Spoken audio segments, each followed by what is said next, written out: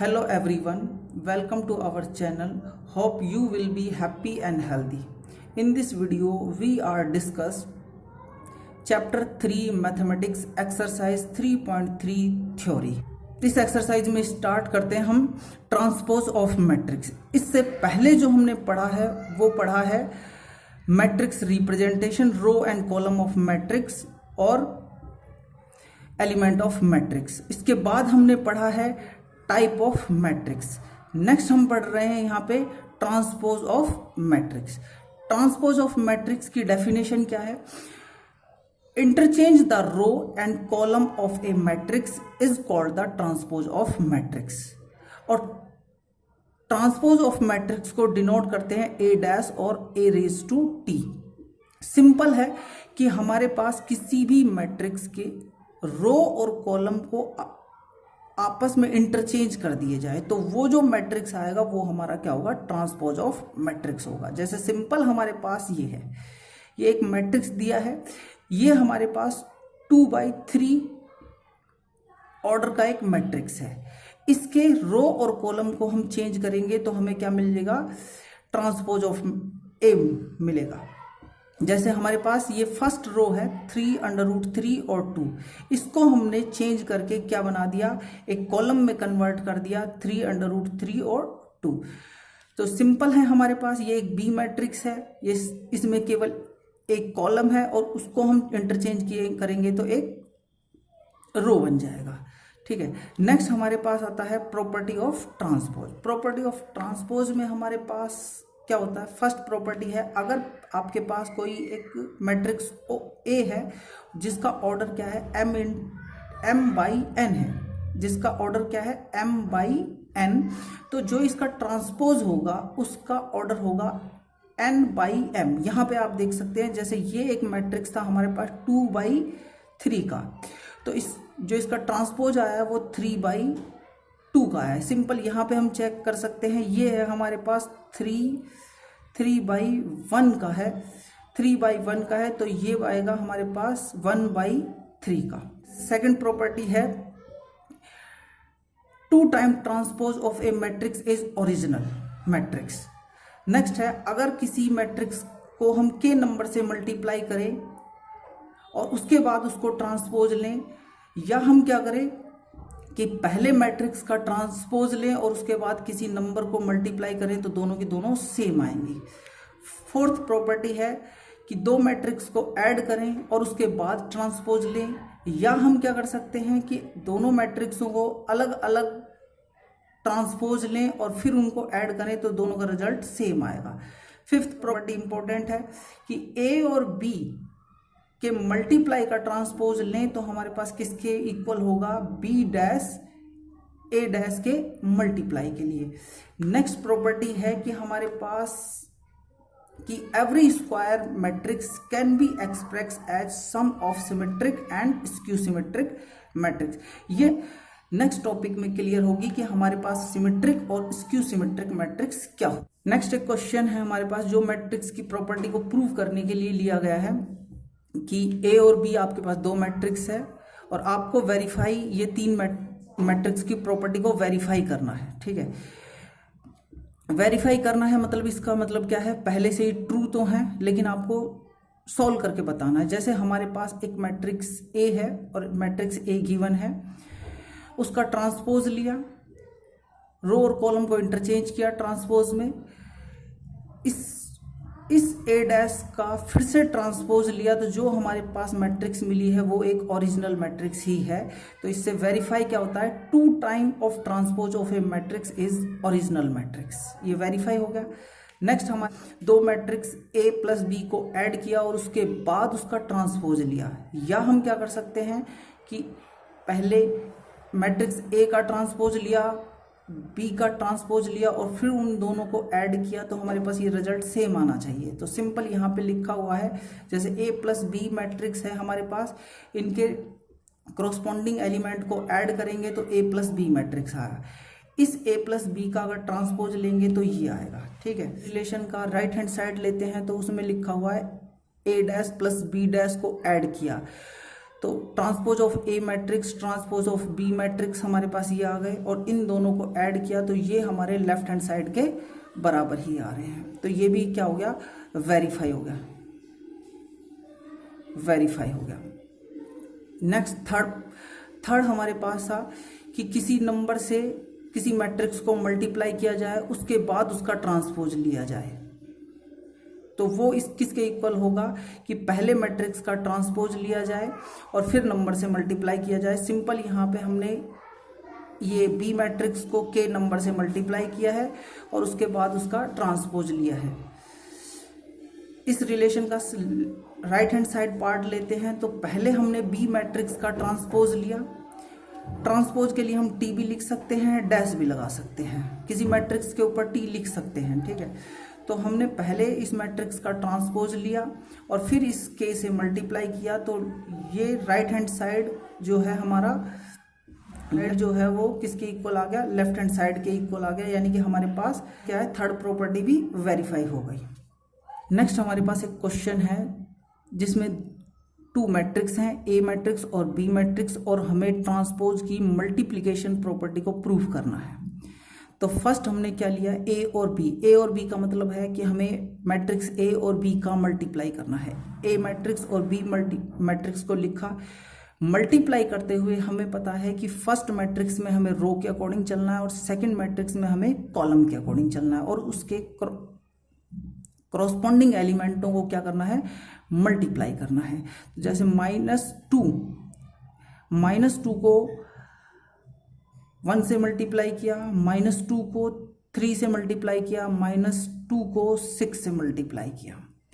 ये first row की बात होगी। सेकंड रो में अब यहाँ चलेंगे, सेकंड रो में 4 को मल्टीप्लाई करेंगे 1 से, 4 को मल्टीप्लाई करेंगे 4 को मल्टीप्लाई करेंगे -6 से। नेक्स्ट इसमें थर्ड रो की बात करेंगे, थर्ड रो में 5 है, 5 को मल्टीप्लाई करेंगे 1 से, 5 को मल्टीप्लाई करेंगे 3 से, 5 को मल्टीप्लाई करेंगे 6 से। नेक्स्ट हमारे पास है कि ए बी मैट्रिक्स जो भी हमारे पास मिला है उसका क्या लेंगे, ट्रांसपोज लेंगे। तो ट्रांसपोज लेने के बाद ये हमारे पास एक मैट्रिक्स आ गया। नेक्स्ट अब हमें क्या करना है कि हमें इसका राइट हैंड साइड लेना है, तो उसमें लिखा है बी डैश ए डैश। तो बी डैश ए डैश, तो पहले हमने ए डैश निकाला, उसके बाद हमने क्या निकाला, बी डैश, यानी कि दोनों मैट्रिक्स हुए ट्रांसपोज लिए। राइट हैंड साइड में हमारे पास है, राइट हैंड साइड में हमारे पास है बी डैश ए डैश का मल्टीप्लाई। तो पहले हमने बी डैश लिखा, फिर हमने ए डैश लिखा, दोनों को मल्टीप्लाई करेंगे, वही हमें फर्स्ट मैट्रिक्स के रो के अकॉर्डिंग, सेकंड मैट्रिक्स में कॉलम के अकॉर्डिंग जब चलेंगे तो हम ये इनका मल्टीप्लिकेशन ये आएगा, जो कि हमारे पास क्या है, जो कि हमारे पास सेम आया है किसके, लेफ्ट हैंड साइड, यानी कि जो ए बी डैश के इक्वल आया है। तो ये थर्ड प्रॉपर्टी भी क्या होती है, हमारे पास वेरीफाई होती है। ये आपके पास कुछ प्रैक्टिस जिन्हें आप कर सकते हैं। यहाँ पे क्वेश्चन फर्स्ट में लिखा हुआ है A dash and B, then आपको फाइंड करना है a + 2b डैश, ये आपको फाइंड करना है। तो आप जानते हो आपके पास यहाँ a मैट्रिक्स रिक्वायरमेंट है और यहाँ पे क्या गिवन है, a डैश है।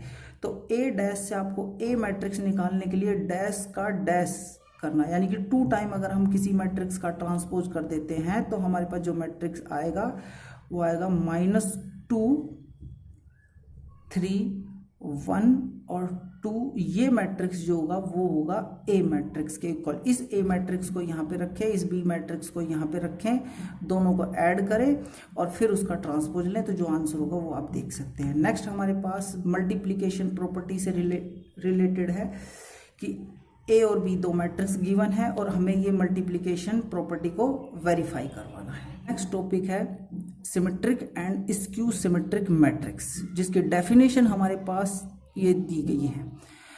यहाँ आपको याद रखने के लिए क्या है कि ये सिमेट्रिक और स्क्यू सिमेट्रिक मैट्रिक्स केवल स्क्वायर मैट्रिक्स के लिए होता है, किसी अदर के लिए नहीं होता। तो कहा गया है अगर एक मैट्रिक्स सिमेट्रिक मैट्रिक्स है तो कंडीशन क्या है कि उसका ट्रांसपोज जो है वो ओरिजिनल मैट्रिक्स के ही बराबर हो, A dash = A। Skew symmetric matrix में क्या होगा, transpose of A equal to minus A के इक्वल होगा। यहाँ पे एग्जाम्पल दे रखे हैं दो, जैसे हमारे पास गिवन है एक मैट्रिक्स ए है कि ये हमारे पास क्या है, सिमेट्रिक मैट्रिक्स है। सिमेट्रिक मैट्रिक्स में आपको पता है कि हमारे पास क्या होना चाहिए, ए डैश इक्वल टू ए। तो आपने डैश लिया, डैश से हमारे पास सेम ये डैश लिया, इसका ट्रांसपोज लिया, ट्रांसपोज लेने के बाद ये जो मैट्रिक्स है वो ए के बराबर ही है, यानी कि हमारा रिलेशन क्या प्रूफ होता है, A dash equal to A. Next example है कि एक मैट्रिक्स ए गिवन है और ये आपको बताना है कि ये हमारे पास क्या है, स्क्यू सिमेट्रिक मैट्रिक्स है। स्क्यू सिमेट्रिक मैट्रिक्स के लिए हमारे पास हम पहले ट्रांसपोज लेंगे, इसका ट्रांसपोज लेने के बाद अगर इस मैट्रिक्स में से हमने माइनस कॉमन ले लिया, यानी कि सारे एलिमेंटों में से हमने माइनस कॉमन लिया है, तो ये मैट्रिक्स बनेगा जो किसके बराबर है, ये मैट्रिक्स ए के बराबर है, तो ये इक्वल हो गया माइनस ए, यानी कि रिलेशन क्या प्रूफ हो गया, ए डैश इक्वल टू माइनस ए। ये हमारे पास क्या है, स्क्यू सिमेट्रिक मैट्रिक्स है। नेक्स्ट एक प्रैक्टिस क्वेश्चन है कि हमारे पास आपको शो करना है कि ए एक मैट्रिक्स है और एक मैट्रिक्स बी है। यहाँ ए क्या है, एक सिमेट्रिक मैट्रिक्स है और बी क्या है, एक स्क्यू सिमेट्रिक मैट्रिक्स है। ये आपको प्रैक्टिस के लिए दिया गया है, ठीक है। सिंपल है, आपको यहाँ क्या प्रूव करना है, A dash equal to A, और यहाँ क्या प्रूव करना है, B dash equal to minus B, ठीक है। नेक्स्ट इस टॉपिक से रिलेटेड हमारे पास एक थ्योरम है, for N E square matrix A plus A dash is a symmetric matrix and A minus A dash is a skew symmetric matrix. यानी कि अगर आपके पास कोई भी एक स्क्वायर मैट्रिक्स गिवन है तो उस मैट्रिक्स का सिमेट्रिक मैट्रिक्स जो होगा वो हमारे पास होगा ए प्लस ए डैश का एडिशन, और उसी मैट्रिक्स का स्क्यू सिमेट्रिक होगा ए माइनस ए डैश। इससे रिलेटेड हमारे पास ये एक क्वेश्चन है कि ए एक मैट्रिक्स है और वेरीफाई करना है हमें कि A plus A dash is a symmetric matrix and A minus A dash is a skew symmetric matrix. First part को लेते हैं, A plus A dash. A plus A dash को हमने ऐड किया, ऐड करने के बाद जो हमारे पास मैट्रिक्स आई, हमें क्या प्रूव करना है कि ये हमारे पास एक सिमेट्रिक मैट्रिक्स है। और सिमेट्रिक मैट्रिक्स की प्रॉपर्टी होती है कि हमारे पास ए प्लस ए डैश का डैश करेंगे तो हमारे पास ओरिजिनल मैट्रिक्स आ जाएगी, ओरिजिनल मैट्रिक्स आनी चाहिए। तो इसका डैश लिया और डैश लेने के बाद हमारे पास ये जो इसका डैश लेंगे, डैश लेने के बाद ये आया जो कि किसके बराबर है, ए प्लस ए डैश का डैश जो लिया वो हमारे पास ओरिजिनल मैट्रिक्स के बराबर ही है। तो प्रूफ हो गया क्या कि A plus A dash is a symmetric matrix. हमारे पास सेकेंड पार्ट है, A minus A dash is a skew symmetric matrix. तो फर्स्ट हमने A minus A dash find किया जो कि ये मैट्रिक्स आ गया। मैट्रिक्स आने के बाद हमें क्या प्रूव करना है, skew symmetric matrix. Skew symmetric matrix में हमें क्या पता है कि हमारे पास किसी मैट्रिक्स का ट्रांसपोज उस मैट्रिक्स के नेगेटिव के बराबर आता है, यानी कि ए माइनस ए डैश का हमने ट्रांसपोज लिया तो ये इस ओरिजिनल मैट्रिक्स के नेगेटिव के क्या आएगा, बराबर आएगा। तो सिंपल हमने ए माइनस ए डैश इस पूरे का ट्रांसपोज लेते हैं तो ये आता है, जो कि हमारे पास अगर इसमें से हमने माइनस कॉमन ले लिया तो माइनस कॉमन ले लिया तो ये मैट्रिक्स बची जो कि हमारे पास ओरिजिनल मैट्रिक्स है। ये क्या है, यहाँ पे ओरिजिनल मैट्रिक्स है ये, तो इसके आगे नेगेटिव लग गया। तो हमारे पास प्रूफ हो गया कि A minus A dash is a skew symmetric matrix. Next इस टॉपिक से रिलेटेड एक और थ्योरम है, square matrix can be express as the sum of symmetric and skew symmetric matrix. और उसका फॉर्मूला हमारे पास ये है, half of A plus A dash, जो कि क्या होती है, सिमेट्रिक मैट्रिक्स होती है, और half of skew symmetric matrix.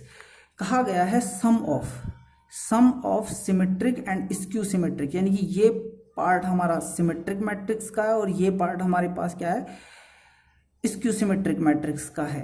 तो कोई भी एक मैट्रिक्स है जिसे हम शो कर सकते हैं सम ऑफ सिमेट्रिक मैट्रिक्स और स्क्यू सिमेट्रिक मैट्रिक्स का। थ्योरम से रिलेटेड एक क्वेश्चन है कि एक्सप्रेस ए